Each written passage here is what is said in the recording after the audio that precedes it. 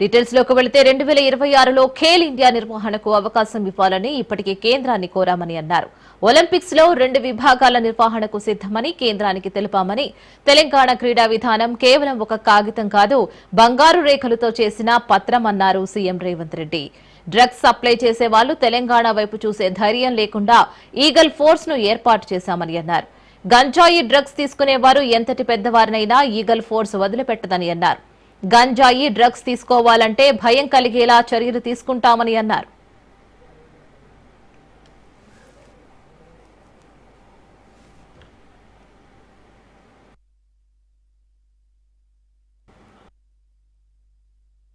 ఈరోజు గచ్చిబౌలి ప్రాంతం అభివృద్ధి చెందింది అంటే అక్కడ క్రీడా మైదానాలు ఉండడం వల్లనే.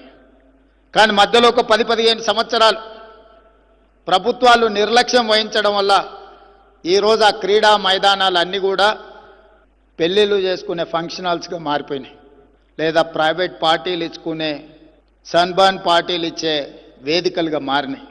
ఈ విధానానికి స్వస్తి పలకాలని ఒక స్పష్టమైన క్రీడా విధానాన్ని, స్పోర్ట్స్ యూనివర్సిటీ, స్పోర్ట్స్ అకాడమీలను ప్రోత్సహించాలని మొన్న జరిగిన ఒలింపిక్స్ గేమ్స్ చూసిన తర్వాత స్పష్టంగా నేను నిర్ణయించుకున్నా. దేశంలో నూతన విధానాన్ని ప్రవేశపెట్టాలి, దేశం అభివృద్ధి చెందాలి, ఒక బలమైన ఆర్థిక వ్యవస్థగా ఎదుగుతున్న ఈ దేశం ఒక బలమైన క్రీడలకు వేదిక కావాలి అని మా ప్రభుత్వం ఆలోచన చేసింది. అందుకే మా విజన్ డాక్యుమెంట్ తెలంగాణ రైజింగ్ 2047లో స్పోర్ట్స్ పాలసీ కూడా ఒక చాప్టర్ పెట్టి ఈరోజు సమాజంలో సక్సెస్ స్టోరీ ఉన్న వాళ్ళని అందరినీ ఈరోజు ఒక వేదిక మీదకి తీసుకొచ్చినాం. వాళ్ళ అనుభవమే కాదు, వాళ్ళకున్న ఆర్థిక వెసులుబాటుతనాన్ని కూడా గ్రామీణ ప్రాంతాలలో ఉన్న క్రీడాకారులను ప్రోత్సహించడానికి వాళ్ళు వినియోగిస్తారని, వాళ్ళ వైపు నుంచి మద్దతు ఉంటుందని ఈరోజు వాళ్ళందరినీ కూడా సగర్వంగా ఈ వేదిక మీద కూర్చోబెట్టి తెలంగాణ రాష్ట్ర ప్రభుత్వం వాళ్ళను గౌరవిస్తుంది. ఈరోజు గచ్చిబౌలి ప్రాంతం అభివృద్ధి మీరు అమలు చేస్తారా, మేము వచ్చాక అమలు చేయమంటారా? బీసీ రిజర్వేషన్లపై చిత్తశుద్ది ఎవరికుందో జనం తేల్చుతారు. బీసీలకు రిజర్వేషన్ల నెపంతో మత ప్రాతిపదికన ముస్లిం రిజర్వేషన్లు తెస్తామంటే ఊరుకునేదే లేదని బీజేపీ హెచ్చరించింది. ముస్లింస్ కు ఉన్న 4% రిజర్వేషన్లు కూడా తొలగించి బీసీ, ఎస్సీ, ఎస్టీలకు ఆయా వర్గాల వారీగా కేటాయిస్తామని ఓబీసీ గర్జనలో బీజేపీ నేతలు స్పష్టం చేశారు. బీసీలకు 42% రిజర్వేషన్ల నెపంతో ముస్లిం రిజర్వేషన్లను అమలు చేయాలని చూస్తున్న కాంగ్రెస్ ఆటలు సాగనివ్వబోమందే. స్వాతంత్ర భారతంలో బీసీల లెక్కలు తీయకుండా బలహీన వర్గాలను వెనక్కి నెట్టిన చరిత్ర కాంగ్రెస్ పార్టీదేనని బీజేపీ నేతలు హైదరాబాద్ ఇందిరా పార్కులో దుయ్యబట్టారు. జనగణనలో బీసీల లెక్కలు దశాబ్దాలుగా చేయకుండా తప్పు చేసిన కాంగ్రెస్ పార్టీ తరపున రాహుల్ గాంధీ ముక్కు నేలకు రాయాలని కిషన్ రెడ్డి డిమాండ్ చేశారు. నరేంద్ర మోదీని కన్వర్టెడ్ బీసీ అంటూ రేవంత్ రెడ్డి స్థాయికి మించి మాట్లాడితే ఇక చూస్తూ ఊరుకునేది లేదంటూ బీజేపీ నేతలు హెచ్చరించారు.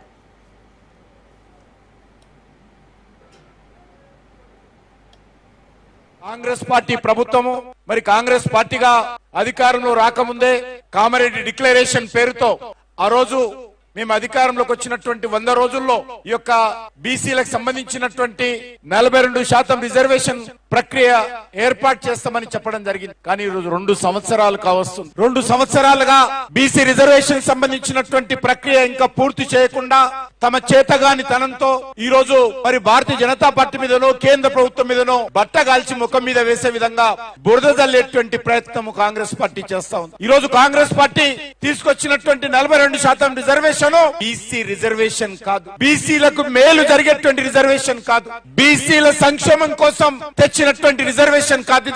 ఇది మతపరంగా ఓట్ల కోసం, బుజ్జగింపు రాజకీయాల కోసం ఇది ముస్లింలను మేలు చేసేటువంటి రిజర్వేషన్ తప్ప ఇది రిజర్వేషన్ బీసీలకు ఏమాత్రం మేలు జరగదని ఈ సందర్భంగా మనవి చేస్తున్నాను. ఆ రోజు మజ్లిస్ పార్టీ చేతిలో రేవంత్ రెడ్డిని అడుగుతా ఉన్నాను, 34% ఉన్నటువంటి రిజర్వేషన్ ఈ బీసీలకు ఈ రోజు పెరిగిందా తగ్గిందా చెప్పాల్సినటువంటి అవసరం ఉంది. బీసీలకు మేలు జరిగేటువంటి చట్టమా ఇది?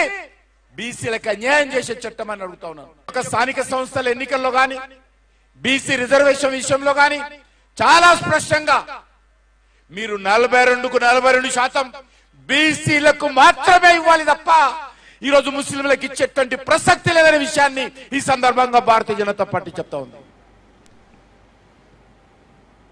బీజేపీలో వ్యక్తిగత నిర్ణయాలు ఉండవని, సొంత అభిప్రాయాలను నాయకత్వంపై రుద్దబోమని కేంద్ర మంత్రి బండి సంజయ్ స్పష్టం చేశారు.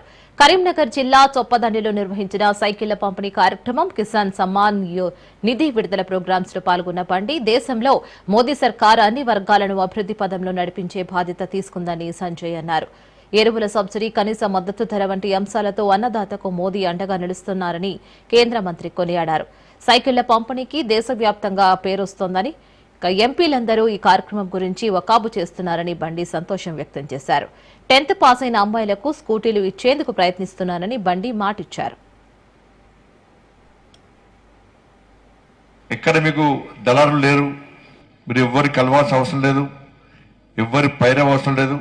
ఇవాళ ఎన్ని కష్టాలు వచ్చినా, ఎన్ని ఇబ్బందులు వచ్చినా మీకు ఇబ్బంది కాకుండా ఆ ఇబ్బందులన్నీ ప్రధానమంత్రి గారే భరిస్తూ ఇలా 3 దఫాలుగా 6,000 రూపాయలు ఏటా మీకు రైతు కిసాన్ సమ్మాన్ నిధి పేరుతోని మీ అకౌంట్ లో వేస్తున్నారంటే ఒక్కసారి ఆలోచించండి. ఇంత మంచి పథకం ఎక్కడ 2019 సంవత్సరం ప్రారంభమైంది. 2019 సంవత్సరం ప్రారంభమైంది స్కీమ్. అప్పటి నుంచి ఇప్పటి వరకు ఎక్కడ కూడా ఆగలే. ఇది 20 విడత, 19 విడతలు పూర్తి చేసుకోవడం, ఇది 20 విడత. ఇవాళ ఈ రైతు కిసాన్ సమ్మాన్ నిధి పథకాన్ని మనం వాళ్ళ నిర్విరాగంగా మనం కొనసాగిస్తున్నాం. ఈరోజు వారణాసి వేదికగా నరేంద్ర మోడీ గారు వాళ్ళ ప్రసాదం రూపంగా మనకి అందించే ప్రయత్నం చేశాడు. కాబట్టి రాబోయే రోజుల్లో కూడా కేంద్ర ప్రభుత్వం రైతుల కోసం ఇంకా అనేక రకాలుగా పథకాలు తీసుకొచ్చే ప్రయత్నం చేస్తాం. రైతులను ఇబ్బంది పెట్టే ప్రసక్తి లేదు. రైతులకు ఏది కావాలన్నా చేయడానికి కేంద్ర రాష్ట్ర ప్రభుత్వాల సహకారంతో అందరు కలిసిమెలిసి ఇటువంటి సంక్షేమం తీసుకోవడానికి కేంద్ర ప్రభుత్వం సిద్ధంగా ఉంది. దాని అందరూ ఈ సందర్భంగా ప్రియతమ నేత నరేంద్ర మోడీ గారికి ఈ కరీంనగర్ పార్లమెంట్ రైతుల పక్షాన, తెలంగాణ రైతుల పక్షాన ఇంత మంచి కార్యక్రమాన్ని చేపడుతున్నందుకు వారికి హృదయపూర్వక ధన్యవాదాలు తెలియజేస్తున్నాను. ఎక్కడ మీకు దళారులు లేరు.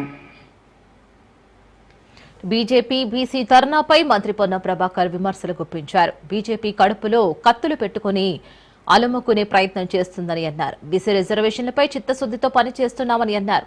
శాసనసభలో చట్టం చేసి గవర్నర్ రాష్ట్రపతికి పంపామన్నారు. రాష్ట్రపతి ఆమోదం పొందాల్సిన బిల్లును బీజేపీ అడ్డుకునే కుట్ర చేస్తుందని అన్నారు. ముస్లింల పేరు మీద బీసీ బిల్లును అడ్డుకుంటున్నారని ఫైర్ అయ్యారు. బలహీన వర్గాల వ్యతిరేకించిన రామచంద్రరావు అని, బీసీ సంఘాలు, మేధావులు 42% రిజర్వేషన్ కోసం ముందుకు కదలాలని పిలుపునిచ్చారు. కేంద్రంలో అధికారంలో ఉండి ధర్నాలు చేస్తే ప్రజలు నవ్వుకుంటారని ఫైర్ అయ్యారు. శాసనసభలో మద్దతునిచ్చి ఢిల్లీకి వెళ్ళిన తర్వాత దీన్ని అడ్డుకుంటా ఉంది ముస్లింల పేరు మీద.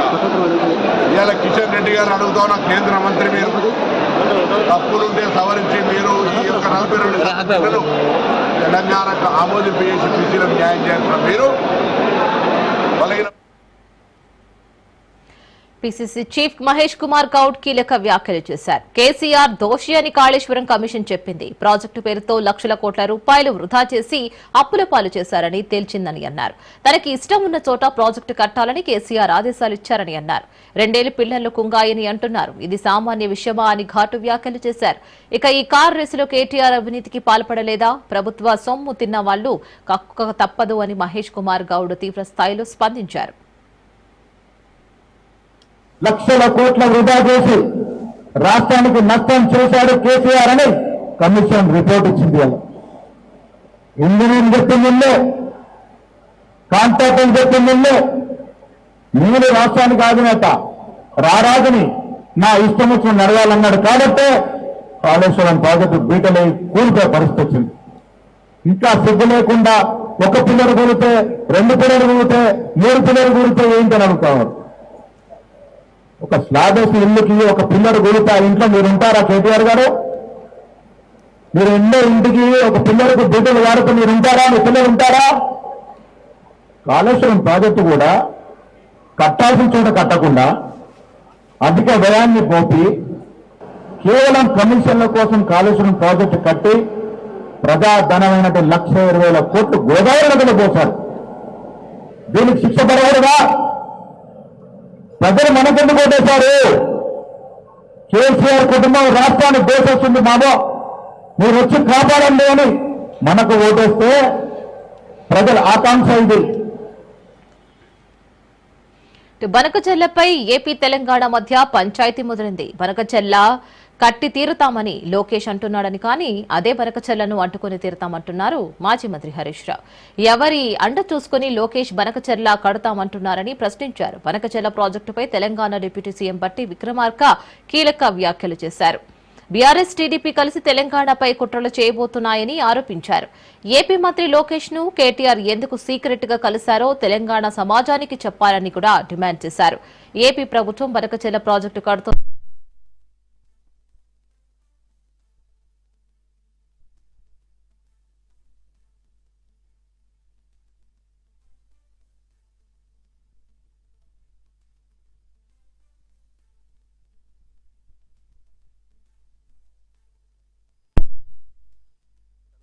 ఆనాటి ప్రభుత్వం కాళేశ్వరం ప్రాజెక్ట్ కట్టినప్పుడు మనం ఏనాడు అడ్డుపడలేదే. ఎందుకంటే గోదావరి మిగులు జలాలు సముద్రంలోకి వెళ్తున్నాయి. సముద్రంలోకి వెళ్ళే బదులు మనం మిగులు జలాలు ఆపుకుని మన ప్రాంతాలు మనం లిఫ్ట్ చేస్తే ఏంటండి? ఇప్పుడు మనం ఏం చేస్తున్నాం? ఏ జలాలైతే తెలంగాణ ప్రాంతం దాటి ఆంధ్ర రాష్ట్రానికి వచ్చిన తర్వాత ఒక ప్రాజెక్ట్ నిర్మించుకుని ఆ నీళ్ళని మనం తీసుకెళ్తున్నాం రాయలసీమకి. అంటే తెలంగాణ దాటి వచ్చింది. రివర్స్లో ఎవడు నీళ్ళు తీసుకెళ్ళాలి కదా, టేలెండ్ ఇక్కడి నుంచి ఎక్కడికి వెళ్తుంది? సముద్రంలోకి వెళ్తుంది స్వామి ఆ నీళ్ళు. అది తీసుకెళ్తే ఎందుకండి వాళ్ళు అంత ఇబ్బంది పడుతున్నారు? నాకు అదే ఆశ్చర్యంగా ఉంది.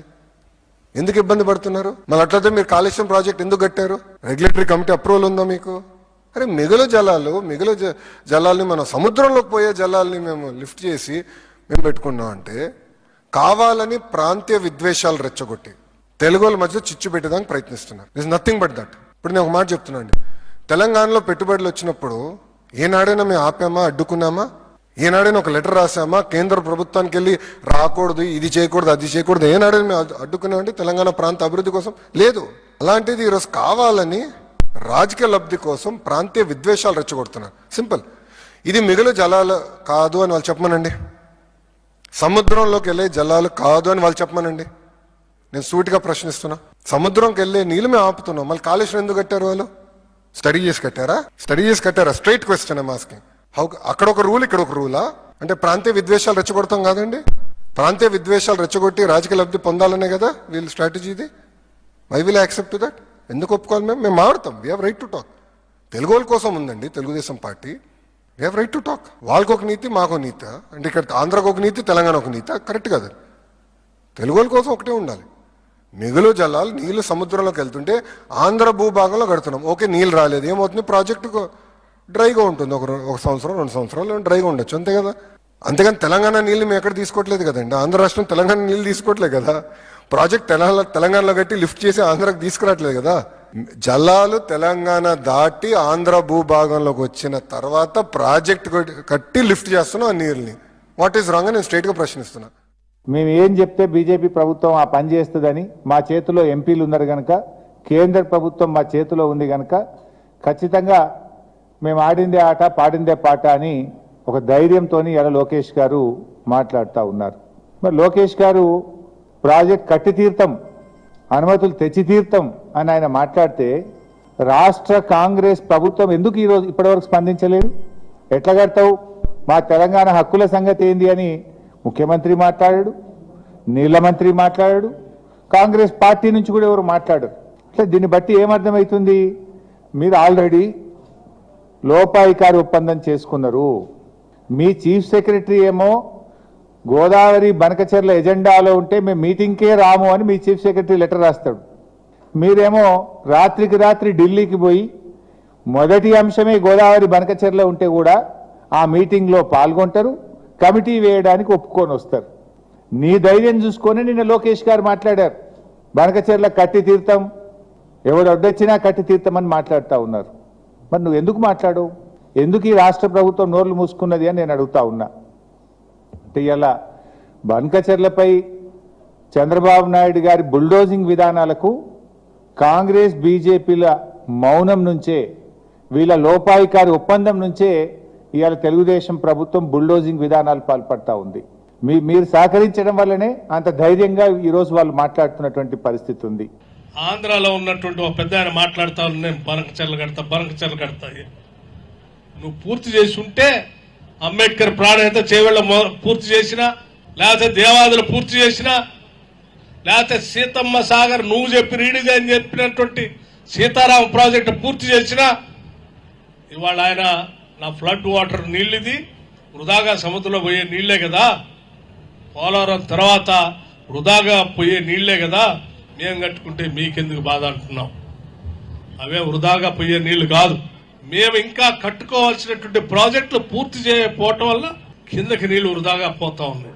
ఇవాళ నువ్వు ఫ్లడ్ వాటర్ నేను కట్టుకుంటా పోలవరం తర్వాత సముద్రంలోకి పోయే నీళ్లే కదనంటే అట్లా కాదని. తెలంగాణలో మా దురదృష్టం ఆ టీఆర్ఎస్ ప్రభుత్వం ఆ ప్రాజెక్టులు కట్టకపోవటం వల్ల నీళ్లు కిందికి పారుతా ఉన్నాయి. తిరిగి కాంగ్రెస్ పార్టీ వచ్చింది, మాటిస్తా ఉంది తప్పనిసరిగా ప్రాణహిత చేవెళ్ల ప్రాజెక్ట్ ని కడతాం, బాబాసాహెబ్ అంబేద్కర్ ప్రాణహిత చేవెళ్ల ప్రాజెక్ట్. ఆ తర్వాత ఉన్నటువంటి ప్రాజెక్టులు కూడా కంప్లీట్ చేస్తాం. గోదావరి నీళ్లను కూడా తెలంగాణ ప్రాంతానికి పారిస్తాం.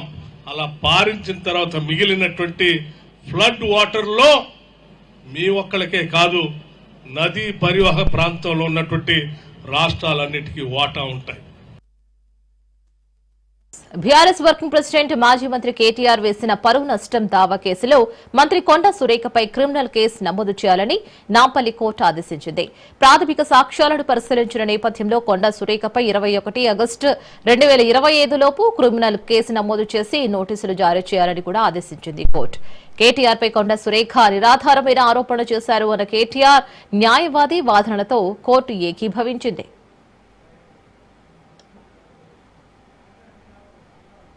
ఈరోజు Balkampet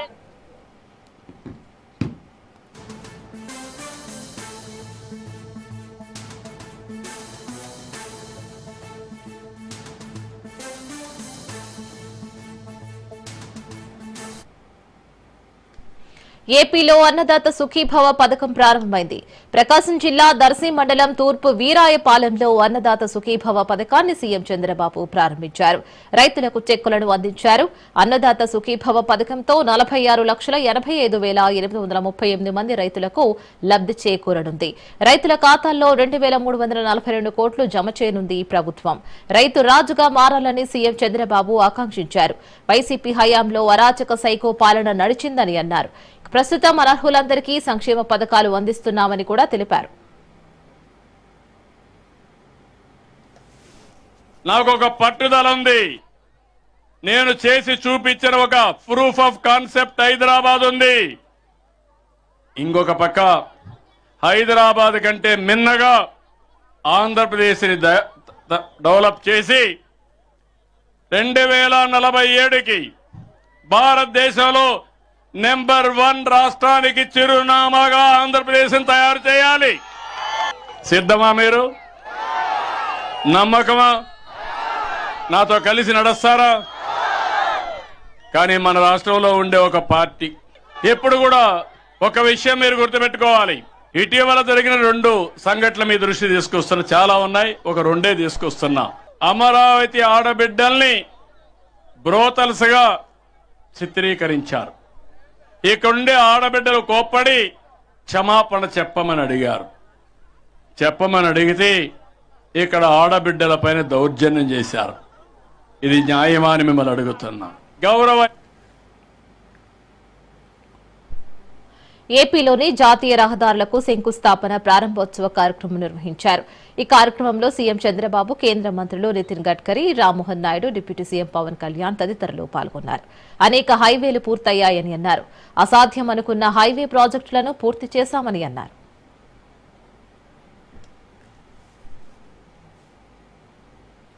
water, power, transport and communication. बहुत पहले मैं जब 95-2000 में महाराष्ट्र में मंत्री था तो जॉन एफ केनेडी जी की एक बात मैंने अपने ऑफिस में लिख कर रखी थी। जॉन एफ केनेडी जी ने कहा था कि American roads are not good because America is rich, but America is rich because American roads are good.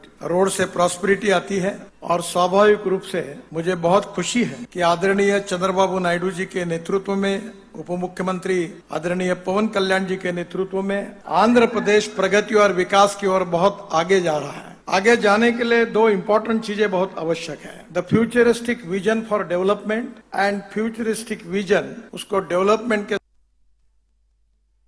Minister has announced so many projects. If you see here, 27 works, nearly 5,233 crores worth. 2 projects he has dedicated to the nation.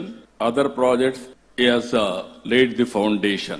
Nearly 6 projects he has announced. It is costing nearly 27,000 crores. I really appreciate. I am thanking to Gadkari ji. In his scheme, never he say no to any project. Every project, what all you ask, how to make it successful, he will work it out. That is the strength of Gadkari ji. I really appreciate him. Because of him, all these things are happening. ఈ దేశ ప్రగతికి పురోగతికి చిహ్నాలు రవాణా మార్గాలు. 1999లో భారతదేశానికి golden quadrilateral ప్రాజెక్టుతో రహదారుల దశను మార్చాలనే ఒక గొప్ప ఆలోచన చేసిన ఘనత నాటి ఎన్డీఏ ప్రభుత్వానికి. దార్శనికులు భారతరత్న శ్రీ అటల్ బిహారీ వాజ్పేయి గారికి మానసపుత్రికగా మొదలైన గోల్డెన్ క్వార్టర్లేటరల్ ప్రాజెక్ట్ దేశ రహదారుల దిశనే మార్చిన గొప్ప ముందడుగు. ప్రపంచంలోనే అత్యంత ప్రజాదరణ కలిగిన నాయకులుగా గుర్తింపు తెచ్చుకున్న గౌరవ ప్రధానమంత్రి శ్రీ నరేంద్ర మోదీ గారి సారథ్యంలో భారతదేశం $4.18 ట్రిలియన్ జీడీపీ తోటే ప్రపంచంలోనే 4వ అతిపెద్ద ఆర్థిక వ్యవస్థగా రూపాంతరం చెందింది. నూతన భారతదేశ ఔన్నత్యాన్ని ప్రపంచానికి చూపించే ఒక మైలురాయి. వికసిత్ భారత్ 2047 లక్ష్యాన్ని చేర్చుకునే చంద్రబాబు సింగపూర్ టూర్పై వైసీపీ నేత మాజీ మంత్రి అమర్నాథ్ విమర్శలు గుప్పించారు. దోచుకున్నది దాచుకోవడానికే సింగపూర్ వెళ్లారని అన్నారు. 30 ఏళ్లలో చంద్రబాబు 58 సార్లు సింగపూర్ వెళ్లారని అన్నారు. అవినీతి సొమ్ముతో సింగపూర్లో పెట్టుబడులు పెట్టారని అన్నారు. రియల్ ఎస్టేట్ పై చంద్రబాబు లోకేష్ ఆరాట పడుతున్నారని అన్నారు. అదాని డేటా సెంటర్ పై లోకేష్ గొప్పలు చెప్పారు అన్న ఆయన డేటా సెంటర్ వైసీపీ హయాంలోనే వచ్చిందని అన్నారు. 15 నెలల పాలనలో కూటమి ప్రభుత్వం విఫలమైందని అమర్నాథ్ మండిపడ్డారు. పడి ఆడవడం అనేటువంటిది గత 2 రోజులుగా చూస్తా ఉన్నాం. సహజంగా ఒక దేశ పర్యటనకు వెళ్ళినప్పుడు పెట్టుబడుల కోసం అని చెప్పినటువంటి రాష్ట్ర ముఖ్యమంత్రి గారు సహజంగా ఒక దేశ పర్యటనకు వెళ్ళి వచ్చిన తర్వాత రాష్ట్ర ప్రజలను ఉద్దేశించి సంబంధించినటువంటి విషయాలన్నీ కూడా చెప్పడం అనేటువంటిది సహజంగా జరిగేటువంటి సందర్భాలు. కానీ డిఫాక్టో సీఎం గా ఉన్నటువంటి కొడుకు వచ్చి విషయాలన్నీ కూడా చెప్తూ అక్కడ ఏం సాధించారు అన్నటువంటిది చెప్పుకోలేక తిరిగి జగన్మోహన్ రెడ్డి గారి మీద పడేయడం అనేటువంటిది నిన్న మొన్న చూసాం. ఈ ఆంధ్ర రాష్ట్రం అనేటువంటిది నారావారి రాజ్యంలాగా వారి సామ్రాజ్యంలాగా. లిక్కర్ స్కామ్ కేసులో రాజమండ్రి సెంట్రల్ జైల్లో ఉన్న మిథున్ రెడ్డిని మాజీ మంత్రులు పరామర్శించారు. మిథున్ రెడ్డిని అన్యాయంగా అక్రమంగా అరెస్టు చేశారు. ఆధారాలు లేకున్నా మసిపూసి మారేడుకాయ చేసి అరెస్టు చేశారు. 11 కోట్ల కూటమి నాయకులు పెట్టినవేనని విమర్శించారు. వారు ఇచ్చిన హామీలు అమలు చేయకుండా డైవర్షన్ పాలిటిక్స్ చేస్తున్నారని కూడా ఆరోపించారు. నాడు ఎన్టీఆర్ విధించిన మద్యపాన నిషేధాన్ని చంద్రబాబు ఎత్తివేశారని, వైసీపీ హయాంలో అంతిమ లబ్ధిదారులు ప్రజలేనని అన్నారు.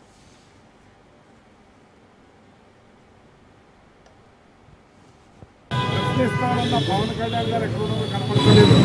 అలాగే ఈ చంద్రబాబు నాయుడు గారు ఏం చేస్తున్నారో ఆయనకే తెలియట్లేదు.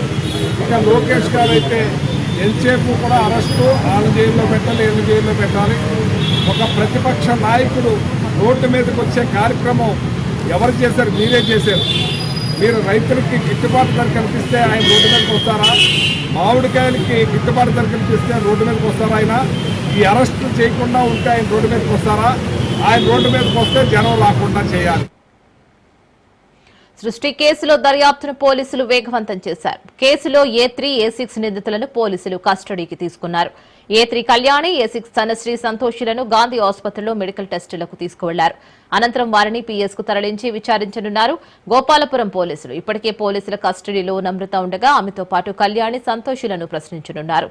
ఎంతమంది పిల్లలను తీసుకువచ్చారు అన్న అంశాలపై ఆరా తీస్తున్నట్లుగా తెలుస్తోంది.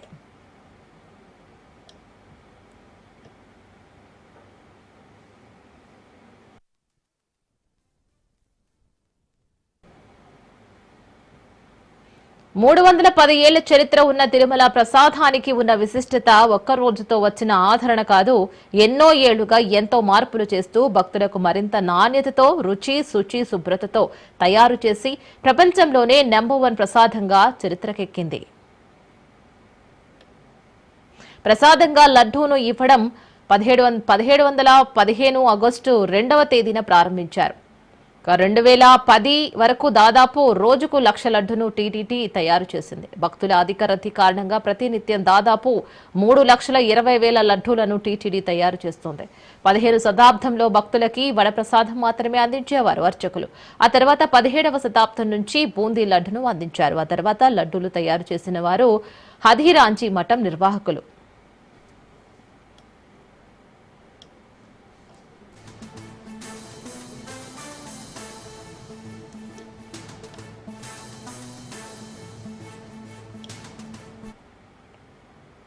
వారణాసి పర్యటనలో ప్రధాని మోదీ ఉన్నారు. ఆపరేషన్ సింధూర్ పై కీలక వ్యాఖ్యలు చేశారు. సింధూర్ ఆపరేషన్ తర్వాత తాను మొదటిసారి కాశీకి వచ్చానని భావోద్వేగంతో అన్నారు. పహల్గాంలో ఉగ్రవాదులు 26 మంది అమాయక పౌరులను దారుణంగా హత్య చేసిన ఘటనతో తన హృదయం దుఃఖంతో నిండిపోయిందని ప్రధాని మోదీ అన్నారు. ఆడబిడ్డల సింధూరాన్ని ప్రతీకారం తీర్చుకుంటానని ప్రతిజ్ఞ చేశారు. మహాదేవ్ ఆశీర్వాదంతో ఆ ప్రతిజ్ఞను నెరవేర్చానని కూడా ప్రధాని అన్నారు. महादेव के आशीर्वाद से ही संभव हुआ है। मैं ऑपरेशन सिंदूर की सफलता को उनके चरणों में समर्पित करता हूं। इन दिनों जब काशी में गंगा जल लेकर जाते हुए शिव भक्तों की तस्वीरें जब देखने का अवसर मिल रहा है, दिव्य तस्वीरें, और खासकर सावन के पहले सोमवार को जब हमारे यादव बंधु बाबा का जलाभिषेक करने निकलते थे। కాంగ్రెస్ నేత రాహుల్ గాంధీ మరోసారి సంచలన ఆరోపణలు చేశారు. లోక్సభ ఎన్నికలు రిగ్ అయ్యాయని ఆరోపించారు. తమ దగ్గర 100% ఆధారాలు ఉన్నాయని కూడా తెలిపారు. 2014 నుంచి జరుగుతున్న ఎన్నికలపై అనుమానాలు ఉన్నాయని అన్నారు. ఒకే పార్టీ అన్ని స్థానాలు గెలుచుకోవడం ఏంటని కూడా ప్రశ్నించారు. బీజేపీ గంపగుత్తుగా ఓట్లు పడ్డంపై దృష్టి పెట్టామని అన్నారు. ఆధారాల కోసం 6 నెలలు పనిచేశామని కూడా తెలిపారు. దేశంలో ఎన్నికల వ్యవస్థ చచ్చిపోయిందంటూ హాట్ కామెంట్స్ చేశారు. ఢిల్లీలో జరిగిన ఏఐసీసీ లీగల్ సెల్ సదస్సులో రాహుల్ ఈ వ్యాఖ్యలు చేశారు.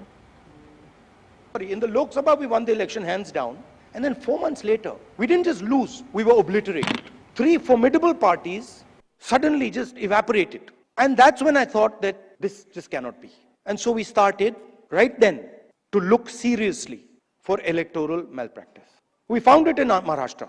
Clearly, 1 crore new voters show up between Lok Sabha and Vidhan Sabha. Bulk of those votes. Bihar assembly ఎన్నికలు సమీపిస్తున్నాయి. ఈ తరుణంలో ఓటర్ల జాబితా ప్రత్యేక సమగ్ర సవరణ ఎస్ఐఆర్ కార్యక్రమాన్ని ఈసీ చేపట్టింది.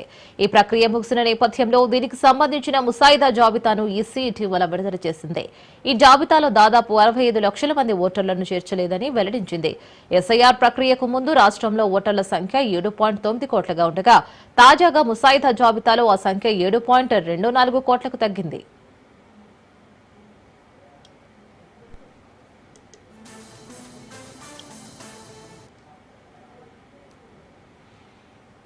అత్యాచారం కేసులో మాజీ ప్రధాని దేవేగౌడ్ మరవడు. జేడీఎస్ నేత హాసన మాజీ ఎంపీ ప్రజ్వల్ రేవణ్ణకు బెంగళూరు కోర్టు జీవిత ఖైదు విధించింది.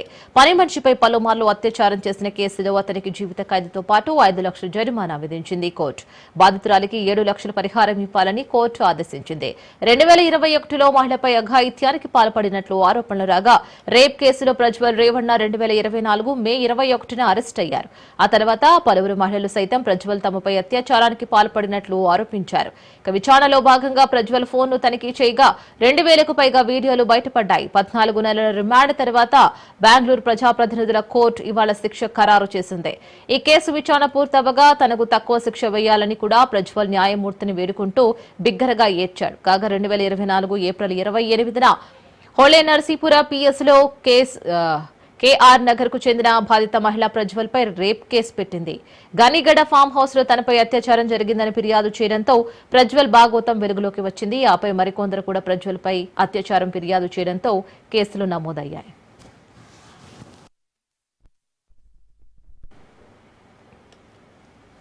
ధర్మస్థల మట్టిలో శరీర అవశేషాల కోసం అన్వేషణ కొనసాగుతోంది. దశాబ్దాలుగా ధర్మస్థలలో వినిపిస్తున్న మృత్యుఘోషపై అధికారులు దృష్టి సారించారు. దేశాన్ని ఉలిక్కిపడేలా తవ్వకాల్లో శవాలు బయటపడుతున్నాయి. నేత్రావతి నదికి సమీపంలోని అటవీ ప్రాంతంలో తవ్వకాలు జరుపుతున్నారు. 7-8 సైట్ల తవ్వకాల్లో ఎలాంటి మానవ శరీర అవశేషాలు బయటపడలేదు. నేత్రావతి నది నుంచి కేవలం 10 మీటర్ల దూరంలోనే ఉన్న 7-8 సైట్లు ఉన్నాయి. తవ్విన ప్రదేశాలలో వర్షం కారణంగా నీరు నిలిచిపోయింది.